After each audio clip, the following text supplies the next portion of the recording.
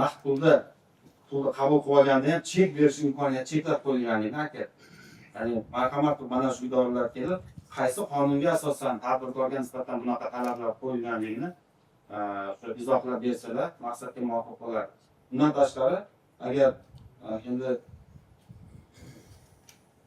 o'tgan safar sud tomonidan bildirilgan edi, iste'molchilar huquqlarini himoya qilish tashkilotidan vakil chaqirish mutaxassislariga qo'shimcha ravishda iltimos qilgan bo'lardimki, nafaqat iste'molchilar huquqlarini himoya qilish, balki prezident huzuridagi tadbirkorlar huquq manfaatlarini himoya qilish bo'yicha vakil ombudsmandan ham mutaxassis sifatida vakil chaqirish iltimos qilardik.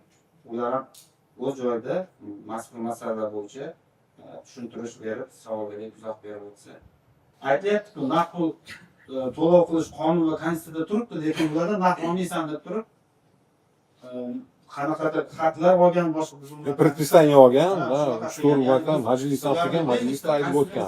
Qonundan chetlab ular qaysi asoslarga ko'ra tadbirkordan bunday qilyapti? Shuni bu yerda sudda unga oydinlik kiritish kerak. Balki ularga nisbatan alohida ularning harakatiga nisbatan prokuratura huquq muhofaza qilish idoralari baho berish kerak bo'ladigan masalalar chiqib qolishi mumkin. Shu boisdan shulardan kelib chiqib, ularni ham sudga jalb qilish so'rayman. Endi suddan so'rasa, o'sha vakillarni boshlarini chaqirish. Shunday kesin deyapman-da. Oydinlik kiritaylik bu masalaga. Endi men qarshi emasman, menga sanqlarni bizning ishimiz hal qilib bersanglar bo'ldi. Men bizning ishimiz talabi to'lamaganlar hisob. Mana sizga ko'rsatdim, bizga bergan xulosani наличный naqd pulga sotmasligi uchun. И bizniki pretenziya bo'ligi bizani olgan mahsulotimizga pulni to'lash bo'ldi.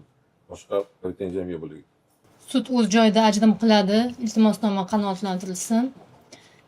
Ishga oydinlik kiritish maqsadida tegishli organlar jalb qilinsin.